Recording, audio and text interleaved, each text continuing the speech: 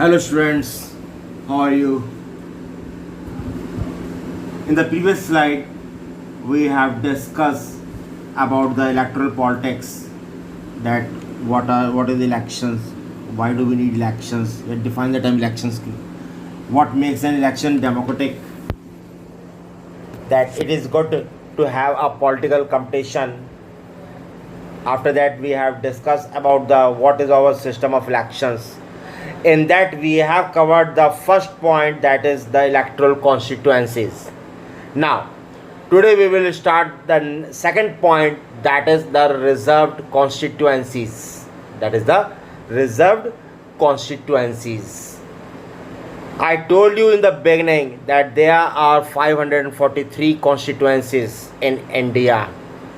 पूरे भारत में total constituencies कितनी बताई थी मैंने आपको?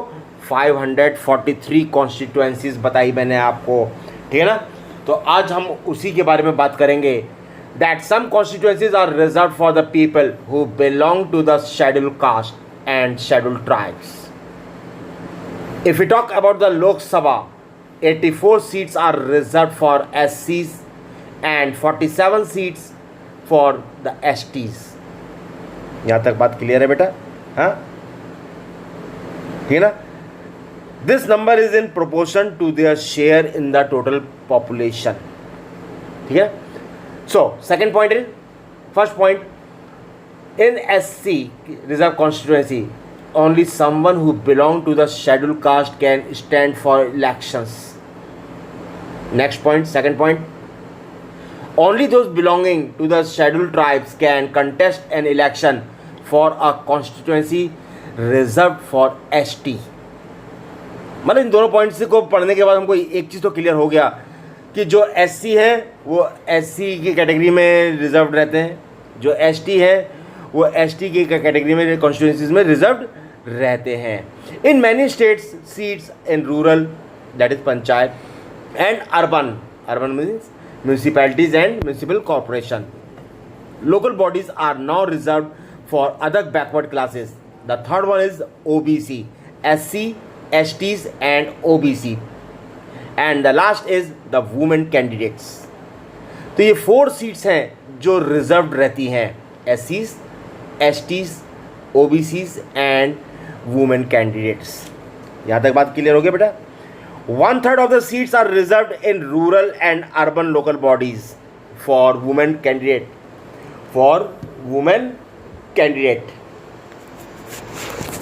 ठीक है ना? नई बात समझ में आया बेटा? जो हमारे पास जो वुमेन्स का जो टोटल सीट्स है वो 1/3 सीट रिजर्व रहती हैं, ठीक है ना. Now in the next slide the heading is the voter constituencies. Once the constituencies are decided, the next step is to decide who can and who cannot vote. Who can and who cannot vote. This is decided in the following manner. अब देखिए क्या होता है. Number 1, in our country, all citizens above 18 years and above can vote in an election. ये बात सबको पता है कि भारत में वोट डालने की जो उम्र है वो 18 ईयर्स है. कितनी ईयर्स है? 18 ईयर्स या उससे अधिक वही वोट डाल सकते हैं, उससे नीचे के लोग नहीं डाल सकते. Every citizen has the right to vote regardless of his her caste, religion और जेंडर. चाहे वो किसी भी जाति का हो, किसी भी धर्म का हो, कुछ भी हो, वो वोट डालने के लिए एलिजिबल है, जो 18 ईयर्स का हो चुका है या उससे ऊपर का है. Second point is that some criminals and persons with unsound mind can be denied the right to vote, but only in rare situation. कुछ केसेस ऐसे होते हैं जिसमें क्रिमिनल्स हैं या वो पर्सन्स जो अनसाउंड माइंड्स के हैं, जो हेल्दी नहीं हैं, मेंटली अनफिट हैं, उनको डिनाई किया जा सकता है राइट टू वोट, लेकिन ऐसी सिचुएशन बहुत ही रेयर होती है. Next point is prior to elections a list of those who are eligible to vote is prepared and this is officially called the electoral roll, and is commonly known as the voter list. आपने देखा होगा जब भी election का समय आता है उस समय लिस्ट दोबारा से बनती है, कितने टोटल वोटर्स हैं, कौन कौन सी वार्ड में कितने वोटर्स हैं, नाम अपडेट किया जाता है, क्योंकि 5 साल में कई लोग होंगे जो 18 ईयर्स से ऊपर हो चुके होंगे या 18 ईयर्स तक के हो चुके होंगे। तो 5 साल में जितने भी लोग 18 ईयर्स के हो जाते हैं उनका नाम उसमें ऐड कर दिया जाता है, ठीक है ना। या किसी की डेथ हो गई है तो उसका नाम वहाँ से हटा दिया जाता है। इसको हम लोग क्या कहते हैं, इलेक्टोरल रोल कहते हैं, या वोटर लिस्ट के नाम से भी हम लोग जानते हैं। Next point is it is the responsibility of the government to get the names of all eligible voters put on the voter list. ये रिस्पॉन्सिबिलिटी किसकी होती है, गवर्नमेंट की होती है। ये रिस्पॉन्सिबिलिटी किसकी होती है, गवर्नमेंट की होती है कि वो इसको अप टू डेट रखे, लिस्ट को अप टू डेट रखे। जितने भी एलिजिबल वोटर हैं उनका नाम उस लिस्ट में होना जरूरी है। नेक्स्ट पॉइंट है as per persons attain voting age their name are added to the voter list. अभी मैंने आपको बताया कि जो भी इंसान, जो भी पर्सन 18 साल का हो गया है उस 5 साल के दौरान उसका नाम उसमें ऐड कर दिया जाता है। Name of those persons who move out of a place और those who are dead are deleted. किसी शहर से कोई इंसान बाहर चला गया है, बाहर रेजिडेंस बना लिया उसने दूसरे शहर में, तो उसका नाम वहाँ से डिलीट कर दिया जाता है, या जो डेड हो चुके हैं इन 5 सालों के दौरान उनका नाम भी उसमें से डिलीट कर देते हैं। नेक्स्ट पॉइंट क्या लिखा बेटा मैंने, a complete revision of the list take place every 5 years. ये काम हर 5 साल के अंदर पूरा किया जाता है। 5 साल में के अंदर नहीं, 5 साल में पूरा किया जाता है। नेक्स्ट इलेक्शन के लिए प्रिपरेशन शुरू हो जाती है। This is done to ensure that it remains up to date. ये इसमें ज़रूरी है कि ये लिस्ट हमेशा अप टू डेट हमारे पास रहे। एक सबसे इम्पोर्टेंट बात जो नेक्स्ट पॉइंट में मैंने लिखा है, जिसकी में मैंने आपको बताया एपिक के बारे में, मैं अभी बात करता हूँ एपिक की, पहले पढ़ लेते हैं। In the last few years, a new system of election photo identity card that is known as the EPIC (EPIC) has been introduced. The government has tried to give this card to every person on the voter list. आपने देखा होगा आपके parents के पास voter ID card होगा, आपके parents के पास voter ID card होगा, ठीक है ना। ये इलेक्शन डिपार्टमेंट के द्वारा बनाया जाता है, जिसको हमने नाम रखा है election photo identity card. Next में मैंने लिखा है बेटा, जो सबसे इंपॉर्टेंट बात है इसको बनाने के बाद, that the provision of the voter ID card has been made to prevent surrogate and false voting. पहले क्या होता था, जब ये वोटर आईडी कार्ड नहीं थे, एक इंसान 2-2, 3-3 बार भी वोट दे आया करता था, 2-2, 3-3 बार भी वोट दे आया करता था, ठीक है ना। वो इंक मिटा दी, दोबारा चला गया, ठीक है ना। तो ये फॉल्स वोटिंग होने का खतरा था। अब वोटर आईडी कार्ड हो गया है, ठीक है ना। लेकिन वोटर आईडी कार्ड अगर नहीं भी है तो उसकी जगह पर कोई भी गवर्नमेंट इशू कार्ड होने चाहिए, चाहे वो ड्राइविंग लाइसेंस हो, चाहे राशन कार्ड हो, चाहे पैन कार्ड हो, चाहे कोई भी हो, वो दिखा कर भी आप वोट डाल सकते हैं। यही पॉइंट मैंने लास्ट में लिखा है, that but the card is not yet compulsory for voting. The voters can show any other valid ID proof. कोई भी valid ID proof दिखा सकता है जिसमें उसकी फ़ोटो लगी हो, जिसमें उसकी फ़ोटो लगी हो, जैसे कि ड्राइविंग लाइसेंस हुआ, राशन कार्ड हुआ या पैन कार्ड हुआ। इनको भी दिखा करके वो इस वोट डाल सकता है। यहाँ तक क्लियर हो गया बेटा, इनको दिखा करके वो वोट डाल सकता है। अब बेटा हमारा जो चौथा पॉइंट आता है, that is the nomination of the candidate. Nomination of the candidate. तो बेटा अब तक हमने 3 पॉइंट पढ़े थे, इलेक्टोरल कॉन्स्टिट्यूएंसीज पढ़ दी, ठीक है ना, रिजर्व कॉन्स्टिट्यूएंसीज पढ़ दी, वोटर लिस्ट पढ़ दी। इलेक्शन की तैयारी हो रही है, देखते जाओ हल्के हल्के कैसे इलेक्शन की तैयारी हो रही है।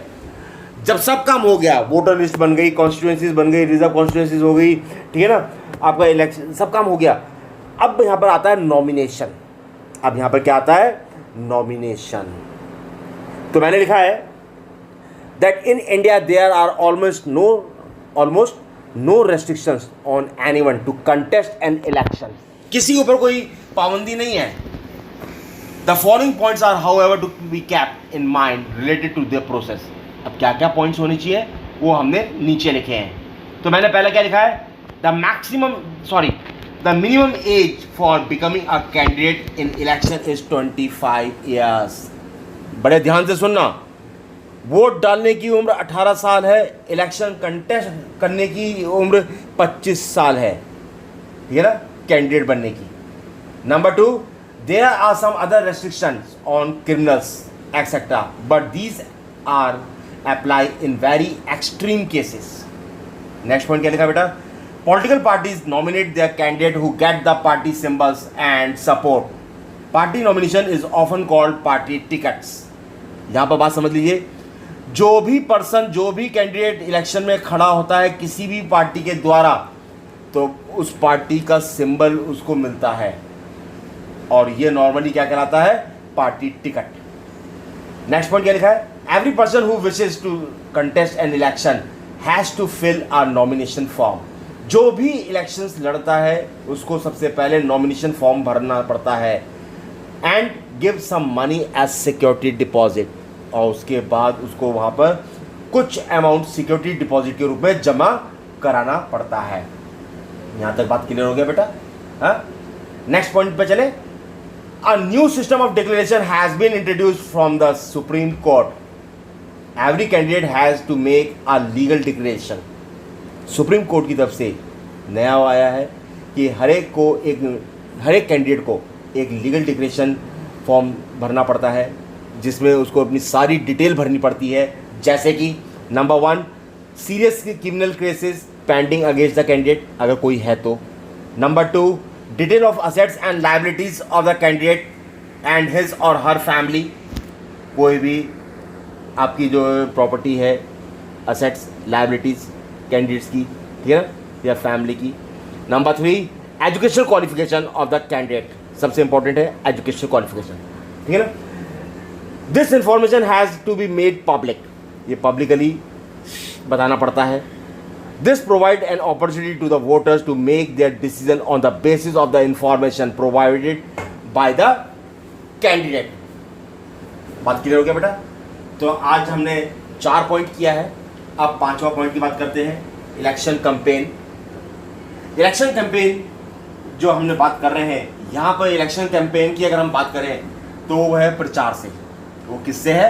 प्रचार से।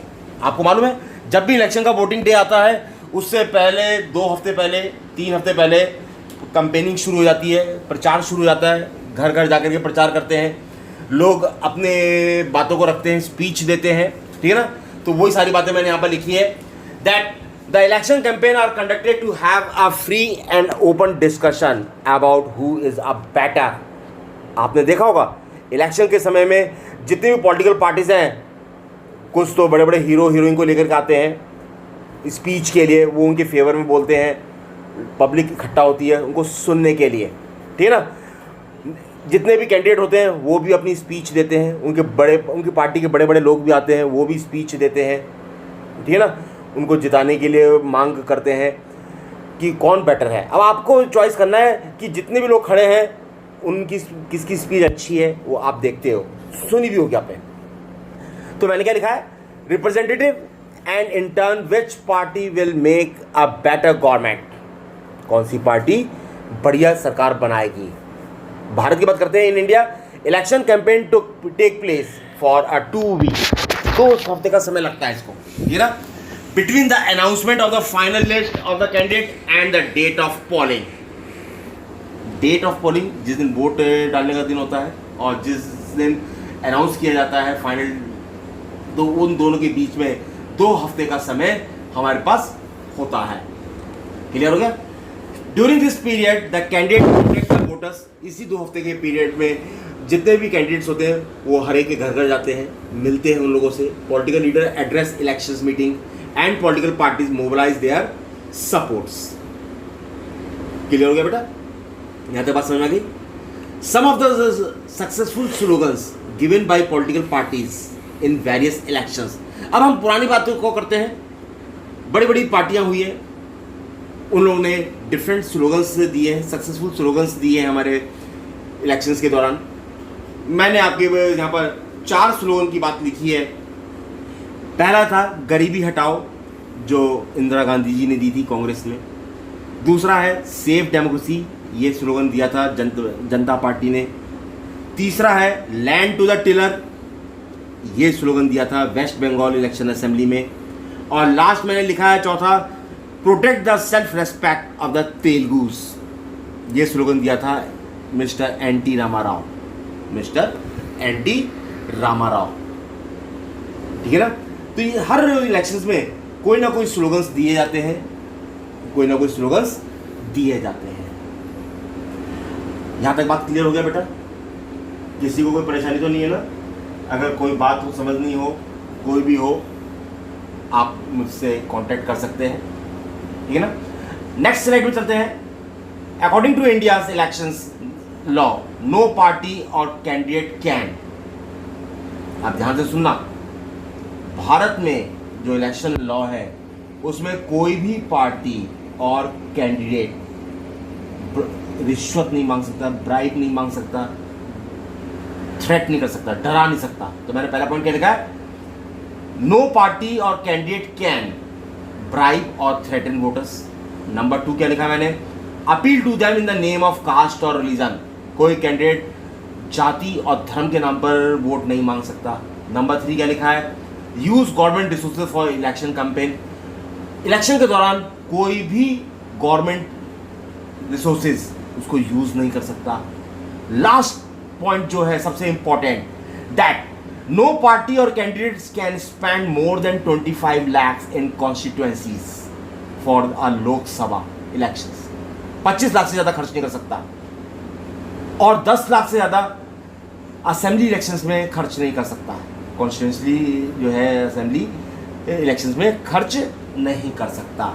ये सबसे इंपॉर्टेंट पॉइंट है इसका, ये सबसे ज्यादा इंपॉर्टेंट पॉइंट है। यहां तक बात क्लियर हो गया बेटा? यहां तक बात क्लियर हो गया आपको? हाँ, अगली स्लाइड देखिए। If any political party does so, अगर कोई भी पॉलिटिकल पार्टी ऐसा करती है, their election can be rejected by the court, court के द्वारा उनका इलेक्शन रिजेक्ट किया जा सकता है, उनका इलेक्शन रिजेक्ट किया जा सकता है। ठीक है ना। In addition to the laws, all the political parties in our country have agreed to a model code of conduct for election campaign। एक मॉडल कोड ऑफ कंडक्ट है इलेक्शन को ले करने का। उसमें हमने क्या बात रखी है? दैट नो पार्टी और candidate can use any place of worship for election propaganda, कोई भी पार्टी इलेक्शन प्रोपोगंडा के लिए वर्शिप की प्लेस नहीं चूज कर सकती है, चाहे वो मंदिर हो, चाहे वो मस्जिद हो, चाहे गुरुद्वारा हो, कोई भी हो, या कोई ऐसा धार्मिक स्थल, वहां पर मीटिंग नहीं कर सकती है। Number 2, use government vehicle, aircraft and official for election. अभी मैंने थोड़ी देर पहले कहा था कोई भी सरकारी वाहन यूज नहीं कर सकती है, ठीक है ना। लास्ट पॉइंट मैंने क्या लिखा है? Once election are announced, minister shall not lay foundation stone of any project. एक बार इलेक्शन का अनाउंस हो जाता है तो कोई भी मिनिस्टर कोई नई चीज का फाउंडेशन स्टोन नहीं कर रख सकता, ठीक है ना, इनॉग्रेशन नहीं कर सकता, ना ही कोई बिग पॉलिसी डिसीजन ले सकता है, ना ही कोई प्रॉमिस कर सकता है ऑफ प्रोवाइडिंग पब्लिक फैसिलिटीज। यहां तक बात क्लियर हो गया बेटा? हमने टोटल 5 पॉइंट्स कर लिए बेटा। नेक्स्ट स्लाइड में हम लोग बात करेंगे polling and counting of votes की, जो अब नेक्स्ट स्लाइड आने वाली है। नेक्स्ट स्लाइड, ठीक है ना। यहाँ तक आपको कोई भी प्रॉब्लम हो आप मुझसे कांटेक्ट कर सकते हैं। मैं चाहूँगा कि आप इसके साथ साथ बुक की रीडिंग जरूर करें, ठीक है ना। नेक्स्ट वीडियो में हम लोग बात करेंगे polling and counting of votes की। Thank you.